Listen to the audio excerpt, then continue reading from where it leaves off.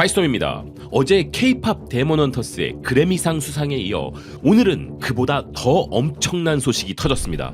그것은 바로 우리 BTS의 컴백 공연이 넷플릭스 플랫폼을 통해 전 세계 190여 개국에 동시 송출되는 전 세계적 메가 이벤트가 될 것이라는 소식입니다. 현재 이 소식을 공식적으로 발표한 넷플릭스의 SNS에서는 전 세계 아미들이 수많은 언어들로 엄청난 반응을 보이고 있었는데요. 드디어 내 넷플릭스 계정을 재활성화할 시간, 넷플릭스 사상 최대의 사건이 될 거야. 드디어 내가 넷플릭스에 돈을 낼 이유가 생겼네. 넷플릭스가 태평양 표준시로 새벽 4시 콘서트를 생중계한다니 흥미롭다. 그건 우리 타니들의 조국 한국 시간 기준이기 때문이야. 한국 시간에 우리가 맞추는 게 당연해. 아마 인류 역사상 가장 많은 사람이 새벽에 깨어있는 날이 될 거야. 서울 광화문은 3월 전 세계에서 가장 뜨거운 공간이 될 거야. 레전드의 귀환에 적합한 이벤트야. 이렇게 세계 최대 규모이자 최고로 열정적 팬덤을 보유한 팝의 황제들과 세계 최대 OTT인 넷플릭스의 만남에는 전 세계 수많은 외신들이 모두 주목하고 있었고, 우리가 상상하는 그 이상으로 엄청난 화제가 되고 있었습니다. 인도 대형 종합 뉴스 미디어 매체 타임스 나우는 BTS의 컴백 자체만으로도 세계적으로 엄청난 일인데, 그들의 컴백 무대가 전 세계 팬들에게 라이브로 송출된다는 것은 엄청난 선물이라면서 이는 진정 BTS의 명성에 어울리는 이벤트라고 이야기했는데요. 여기에 더해 단순히 컴백 공연 생중계만이 아니라 왕들의 귀환에 대한 다큐멘터리 콘텐츠도 함께 공개하는 넷플릭스의 또 다른 전략도 주목받고 있었습니다. 미국 엔터테인먼트 매체 데드라인은 한국의 BTS가 넷플릭스를 통해 컴백 콘서트 라이브 중계와 장편 다큐멘터리 공개를 확정했다면서 이번 라이브 이벤트의 공식 명칭은 BTS 컴백 라이브 아리랑이며, 이는 BTS의 5번째 정규 앨범 아리랑의 발매를 기념하는 무대이자 전 세계로 생중계되는 최초의 한국 콘서트라는 것이었는데요. 그러면서 데드라인은 이 공연의 연출자에게도 주목하고 있었습니다. 이번 콘서트의 연출을 맡은 인물은 그 스케일과 관심도에 걸맞게 슈퍼볼 하프타임 쇼와 그래미, 올림픽 개폐막식 공연 등 수많은 초대형 프로젝트들을 연출하여 문화적 메시지와 시각적 스펙터클을 결합한 연출로 호평을 받았던 세계에서 가장 비싼 연출료를 받는 연출자 중 한 명인 해미시 해밀턴이라는 기사였는데요. 여기에 더해 라이브 콘서트 이후 6일 뒤에 공개되는 더 리턴 다큐멘터리는 BTS 멤버들이 다시 모여 역사적 재결합을 준비하는 과정을 보여줄 것이라는 이 기사는, 이 프로그램이 BTS가 세계적인 팝 아이콘으로 올라선 과정과 공백기 이후 다시 함께하는 과정, 그리고 멤버들의 개인적 변화까지도 조명해 줄 것이라 소개했습니다. 넷플릭스가 유튜브 다음으로 문화강국 대한민국을 많이 도와준 글로벌 플랫폼이라는 것은 그 누구도 부정할 수 없을 것입니다. 하지만 그들만 우리를 도운 게 아니었죠. 넷플릭스 역시도 대한민국의 문화적 힘을 통해 극적인 글로벌 성장을 이뤄냈는데요. 그런 넷플릭스가 BTS라는 이 시대 최고의 아이콘의 컴백을 놓칠 리 없었던 것입니다. 넷플릭스 전문 매체 넷플릭스 정키는 BTS가 전 세계를 자기들의 소용돌이 속으로 끌어들이고 있다는 멋진 표현을 통해 넷플릭스가 서울 광화문 광장에서부터 전 세계 가정들의 스크린으로 이어지는 거대한 스펙터클을 준비하고 있다고 이야기했는데요. 그러면서 기사는 넷플릭스가 BTS 콘서트 라이브 중계와 다큐멘터리를 통해 전 세계 사람들 중 그 누구도 난 K-팝 열풍을 놓쳤다 라고 말할 수 없도록 만들고 있다는 것이었습니다. 실제로 이번 넷플릭스를 통해 중계되는 BTS 콘서트는 라이브 K-팝 이벤트의 새로운 기준이 될 것이라는 이 기사는, 이것은 지금 이 순간에도 실시간으로 쓰여지고 있는 역사라는 것이었는데요. 뿐만 아니라 한국에서도 BTS는 광화문 광장에서 단독 콘서트를 여는 최초의 아티스트가 되었다는 이 기사는, 넷플릭스가 이 공연을 전 세계에 스트리밍하는 것은 축제인 동시에 기술적 실험의 무대가 될 것이라고 이야기했습니다. 넷플릭스 입장에서도 기존의 사전 녹화 방식이 주는 안전함을 버리고 넷플릭스 역사상 최초로 아드레날린이 넘치는 하이브리드 방식, 즉 글로벌 실시간 라이브 중계 방식을 선택했다는 이 기사는, 이 콘서트에는 스포츠 중계 스타일의 실시간 기술과 영화적 연출이 결합될 것이며, 넷플릭스는 이제 BTS와 손잡고 글로벌 음악 이벤트의 의미를 재정의하려 한다는 것이었는데요.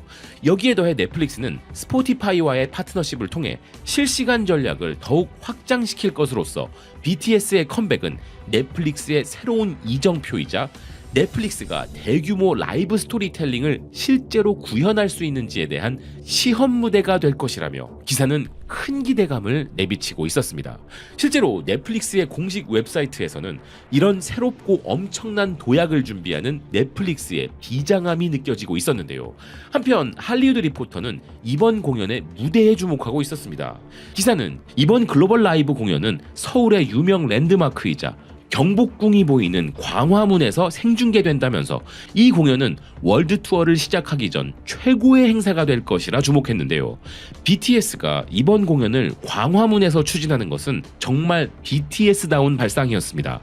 그리고 그 누구보다 대한민국의 문화에 대한 큰 애정을 가진 BTS의 이 탁월한 선택에는 미국 경제 매체 블룸버그도 주목하고 있었는데요. 기사는 넷플릭스가 BTS의 컴백 무대를 통해 역사상 최대 규모의 K-팝 라이브 이벤트를 개최할 계획이라면서 광화문에서 개최되는 이 콘서트가 가져올 엄청난 문화적 파급 효과에 주목하고 있었습니다. 기사는 이번 공연은 군복무로 인해 2022년 6월부터 활동을 중단했던 BTS가 4년 만에 완전체로 무대에 오르는 첫 라이브 무대라면서 이번 컴백은 전 세계 수억 명의 팬들의 관심을 한 곳으로 끌어모을 것이라 이야기했는데요. 이미 전 세계적으로 대략 400만 장의 콘서트 티켓이 전부 매진되었고 티켓 매출만 1조 2천억 원에 이를 것이라 추산되고 있지만 BTS의 문화적 파급력은 티켓을 구하지 못한 전 세계 팬들에게도 전달되어야 할 것인데 넷플릭스의 생중계가 바로 그런 역할을 해주고 있는 가운데 그런 문화적 파급력을 더욱 증폭시켜줄 수밖에 없는 광화문 광장을 콘서트 장소로 선택한 BTS를 정말 칭찬하지 않을 수가 없는 것입니다. 그래서 이를 계기로 전 세계 수많은 사람들이 BTS의 노래와 무대에 담겨있는 심오한 한국 문화의 의미까지 깨닫게 되길 바라는 마음인데요. 그런데 놀랍게도 글로벌 음악문화 비평 매체 롤링스톤이 바로 그런 점에 주목해주고 있었습니다. BTS의 아리랑은 문화적으로 깊은 근원으로의 귀환이라는 이 기사는 이번 앨범 아리랑을 통해 열릴 BTS의 새로운 챕터는 지금까지의 그 어떤 챕터들보다도 가장 진솔하고 가장 날 것 그대로이며 가장 문화적으로 깊은 시기가 될 가능성이 크다고 예상했는데요. 지난 10년 동안 BTS를 둘러싼 서사들은 빌보드 신기록과 스타디움 공연 매진 행렬, 그리고 눈부신 성공 속도와 같은 통계적인 부분에 집중되어 왔지만 이제 멤버들이 솔로 활동과 병역 의무를 마친 이 시점에서 우리는 아리랑 시대라는 새로운 국면에 들어섰다는 기사는 바로 이 아리랑의 의미에 주목하고 있었습니다. 600년 이상의 역사 속에서 한국인들로부터 꾸준히 사랑받아온 아리랑은 단순한 전통음악이 아니라 한국 문화에 깊이 뿌리내린 민요라는 이 기사는 이 노래는 집으로 돌아가는 구불구불한 길을 묘사한 소리이기도 하고 그리움을 담은 내용이기도 하다면서 BTS가 이것을 앨범 제목으로 정했다는 것은 다가오는 그들의 시대가 다이너마이트처럼 반짝이는 시대가 아닌 화려함 뒤에 숨어있는 영혼의 시대라는 것을 암시한다는 것이었는데요.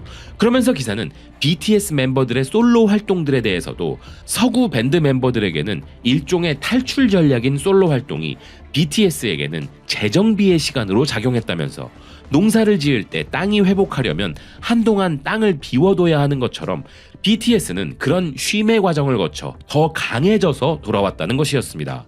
게다가 일반적으로 어떤 사람이든 글로벌 아티스트가 되면 서구적 틀에 맞추기 위해 자신을 다듬기 시작하는데 BTS는 오히려 한국적 정체성에 더 깊이 기대고 있다는 이 기사는 그들은 자신들이 더욱 한국적이 될수록 전 세계 모든 팬들이 자기 모습을 그들에게 더 잘 투영하게 된다는 사실을 알고 있다면서 이것이 진정한 소프트 파워 2.0이자 BTS가 음원 발매를 하지 않고도 영향력을 유지한 방식이라고 이야기했는데요.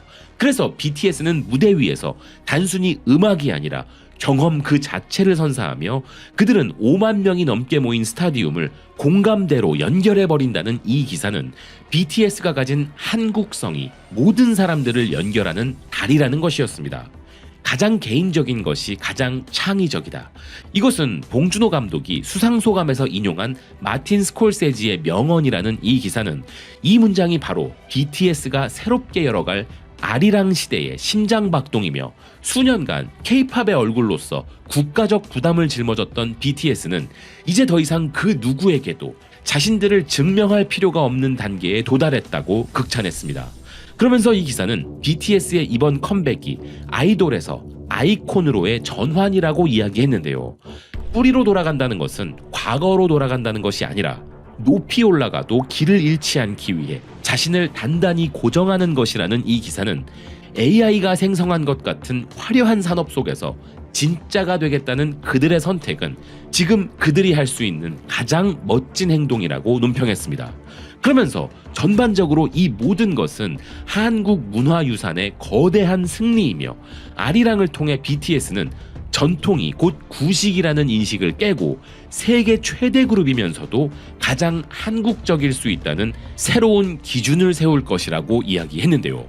그리고 이것은 우리도 서구처럼 할 수 있다 해서 서구가 우리의 것을 원한다로 서사가 전환되는 순간이라는 이 기사는 예술가가 할 수 있는 가장 강력한 행동은 바로 이렇게 자신들이 어디서 왔는지를 정확히 기억하는 것이라고 강조했습니다. 롤링스톤의 이 소름 돋는 논평처럼 이번 BTS의 아리랑은 단순한 컴백 프로젝트가 아니라 한국 정체성을 다시 중심에 놓는 문화 선언입니다. 그러니 우리 역시도 이제부터 BTS가 보여줄 모든 행보를 대한민국 소프트 파워의 새로운 모델 소프트 파워 2.0으로 바라봐야 할 것인데요.